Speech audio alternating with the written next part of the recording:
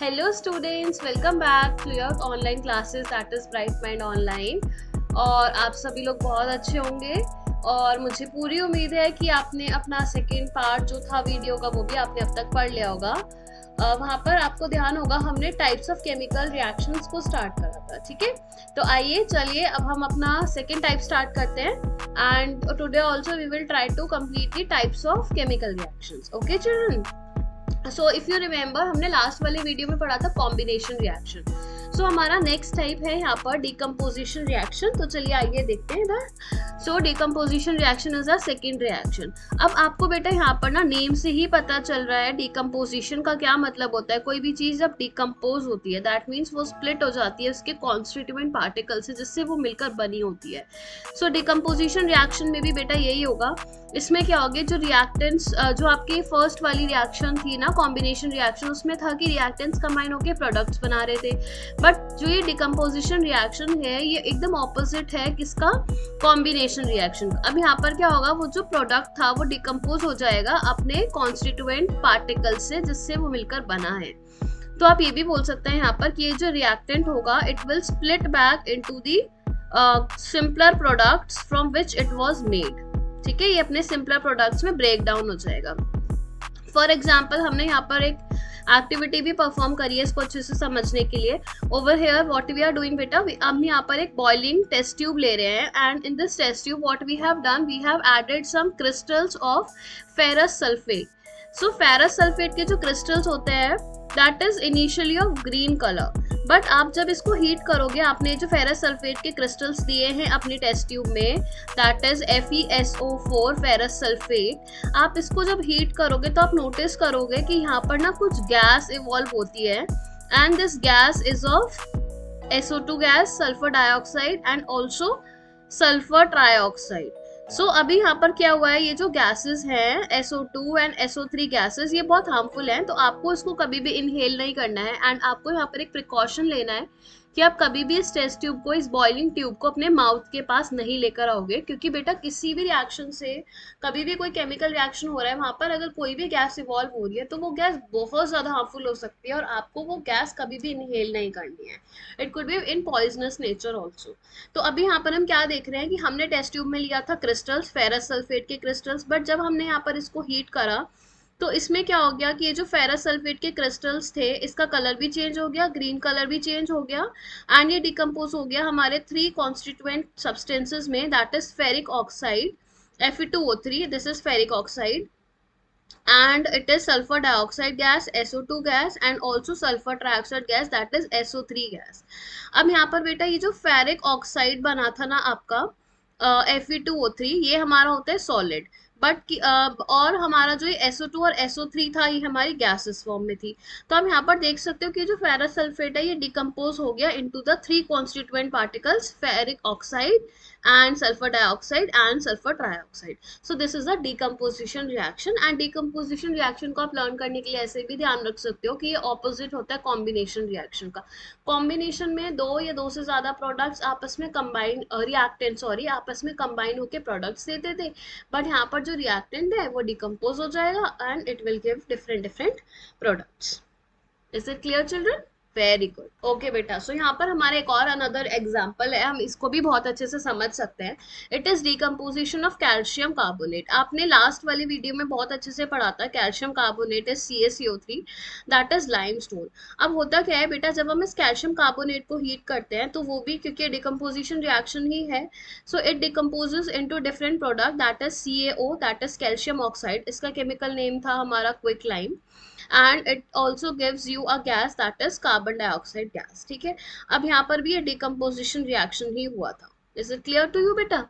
अब यहाँ पर आपको एक और चीज ध्यान रखनी है कि अगर हमारा कभी भी decomposition due to the presence of heat होता है तो हम उसको क्या बोलते हैं, थर्मल डिकम्पोजिशन।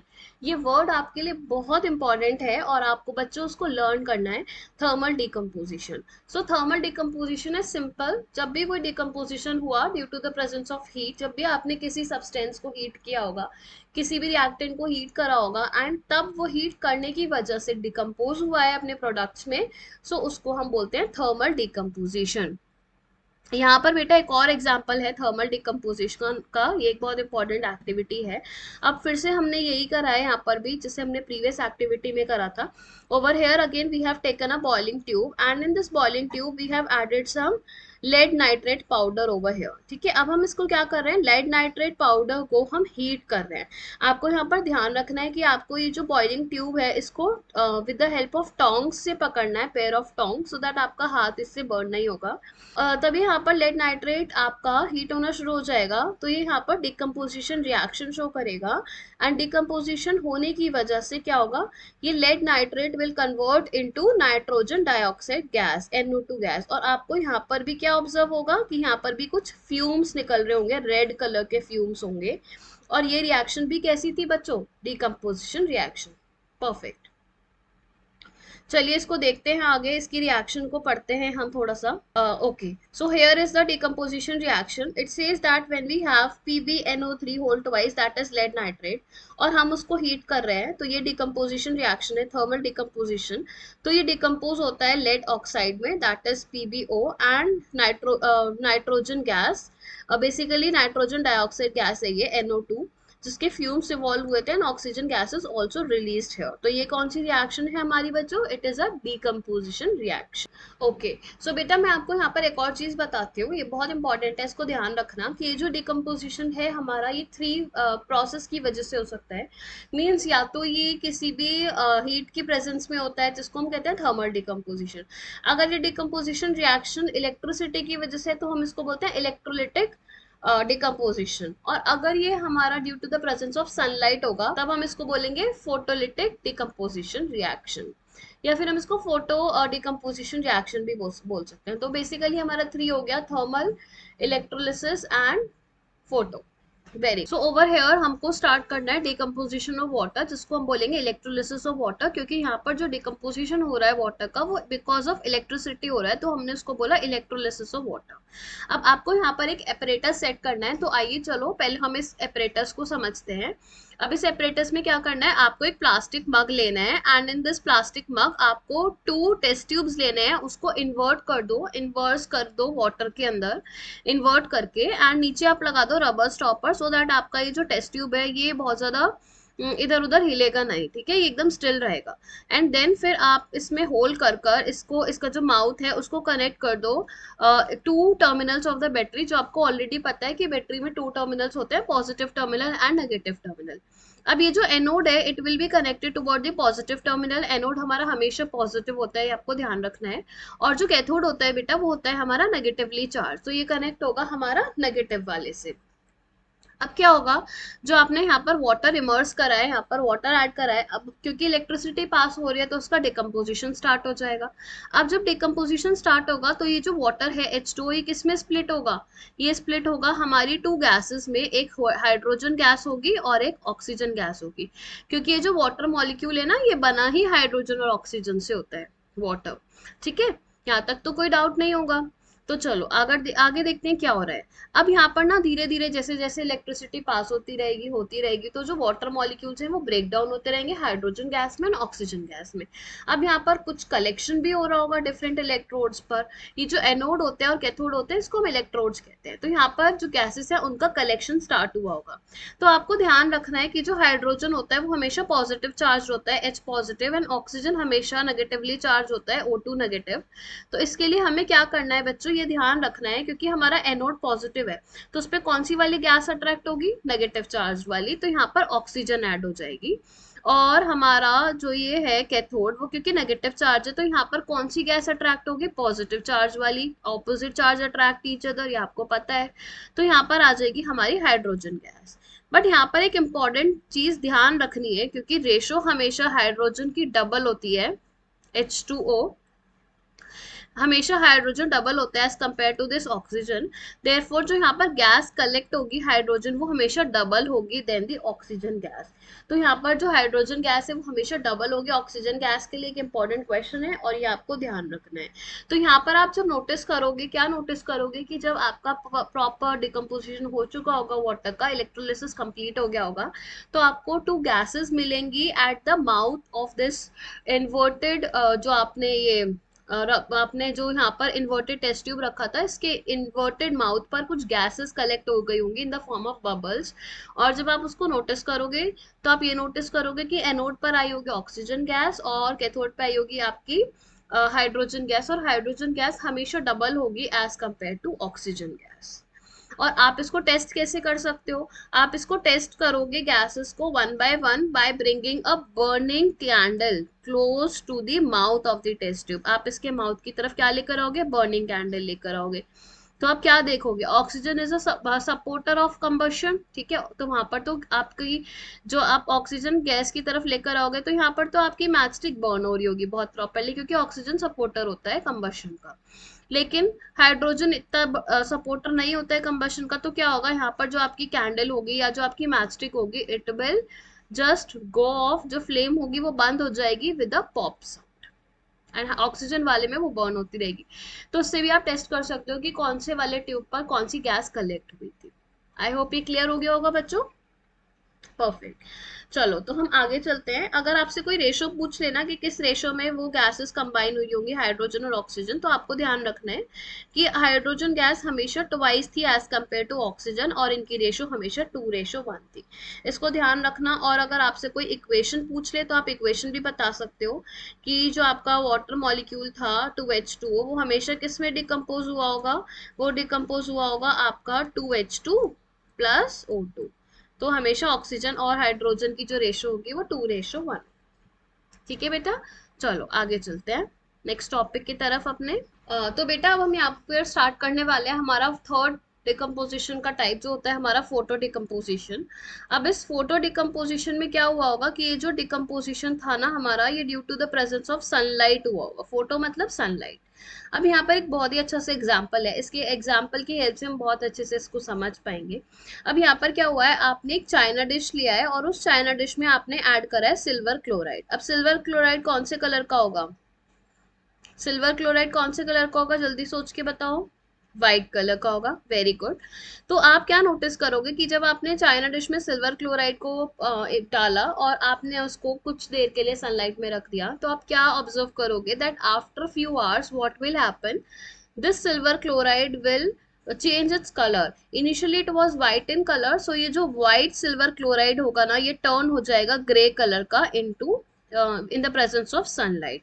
अब ये क्यों हुआ होगा? क्योंकि यहाँ पर क्या हुआ है? फोटो डिकम्पोजिशन हुआ है। तो यहाँ पर ना जो सिल्वर क्लोराइड था बेटा, वो यहाँ पर डिकम्पोज हो गया, उसका डिकम्पोजिशन रिएक्शन हो गया, एंड वो डिकम्पोज किस किस में हो गया? सिल्वर में एंड क्लोरीन में in the presence of sunlight. So ये जो आपका सिल्वर क्लोराइड था, this is AgCl, and sunlight की प्रेजेंस में आपको एरो पे हमेशा लिखना है कि वो थर्मल की वजह से हुआ, मीन्स हीट की वजह से हुआ, या सनलाइट की वजह से हुआ, या इलेक्ट्रिक की वजह से हुआ। तो यहाँ पर सनलाइट की प्रेजेंस में हुआ, इसलिए हमने एरो के ऊपर लिख दिया सनलाइट। ये असेंशियल कंडीशन है, ये आपको इंपॉर्टेंटली मार्क करना है। एंड ये डिकम्पोजिशन हो गया हमारा, ये डिकम्पोज हो गया इनटू सिल्वर। सिल्वर का फॉर्मूला होता है Ag, बहुत ही अच्छा। And chlorine, that is Cl2 gas. तो यहाँ पर भी क्या हो गया? Decomposition reaction. समझ आ रहा है बेटा? Very good. चलो अगर आगे चलते हैं, थोड़ा सा एक और एग्जाम्पल देखते हैं इसका, बहुत इंपॉर्टेंट सा और इंटरेस्टिंग एग्जाम्पल है यहाँ पर फिर से हमारा। ये भी हम जो एग्जाम्पल देखेंगे ना यहाँ पर बेटा, ये भी हमारा इसका ही होगा, फोटो डिकम्पोजिशन का। ओके बेटा, तो यहाँ पर हम एक और एग्जाम्पल देखते हैं अपना डिकम्पोजिशन रिएक्शन का। ये है हमारा सिल्वर ब्रोमाइड का। तो यहाँ पर हम नोटिस करेंगे कि जो सिल्वर ब्रोमाइड है वो भी सेम मैनर में ही बिहेव करता है जैसे हमने सिल्वर क्लोराइड का पढ़ा था। तो सिल्वर ब्रोमाइड इज AgBr, ठीक है। अब जब हम इसको सनलाइट में रखते हैं तो क्या होगा बेटा? ये भी डिकम्पोज हो जाएगा, and it will decompose into Ag and bromine gas. Ag is again silver and Br2 is bromine gas, ठीक है। और आपको ये इंपॉर्टेंटली ध्यान रखना है, ये बहुत इंपॉर्टेंट रिएक्शन है कि ये जो रिएक्शन था ना, ये यूज होता था ब्लैक एंड व्हाइट फोटोग्राफीज में। जो पहले के टाइम में फोटोग्राफीज की जाती थी ना, ब्लैक एंड व्हाइट फोटोग्राफीज होती थी, वो भी इसी रिएक्शन के ऊपर बेस्ड थी। तो आपने यहाँ पर देखा, एक बार जर्नल व्यू देखते हैं क्या था।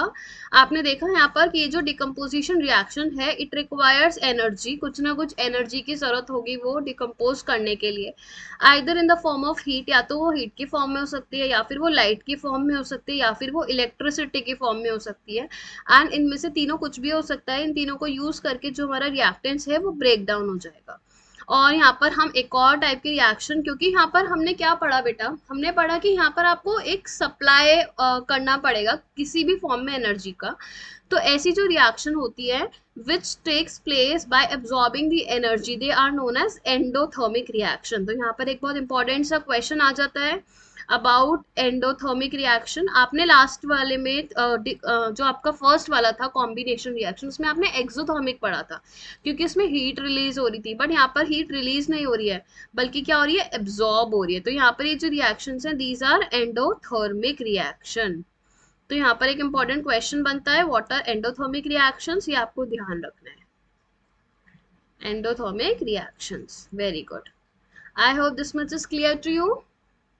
Okay beta, so I am ending your video here. This is about the decomposition reaction. हमने यहाँ पर अच्छे से decomposition को discuss करा है, और पहले वाली वीडियो में हमने combination reaction cover किया था। तो अब जो हमारा next वाला part आएगा उसमें हम cover करेंगे अपनी दो type की reaction, displacement reaction and double displacement reaction। तो आपका भी वर्क क्या है, आपको सबसे पहले, अगर आपने अभी तक फर्स्ट वाला वीडियो नहीं देखा इससे पहले वाला, तो आप कॉम्बिनेशन रिएक्शन पढ़ना, फिर इस वाले वीडियो में आप पढ़ोगे डिकम्पोजिशन रिएक्शन, और रिवाइज करके आना इसको। If you have any doubts बेटा, please write it in the comment box, I will always help you by solving your doubts, and in the next video we'll discuss about displacement and double displacement reaction. So till then just revise it, okay, and we'll meet back in the next video. Okay beta, bye everyone, and if you're liking my video, please like it, subscribe to my channel, and please don't forget to press the bell icon so that every time when I am getting new video, when I'm posting it for you, you are able to get it.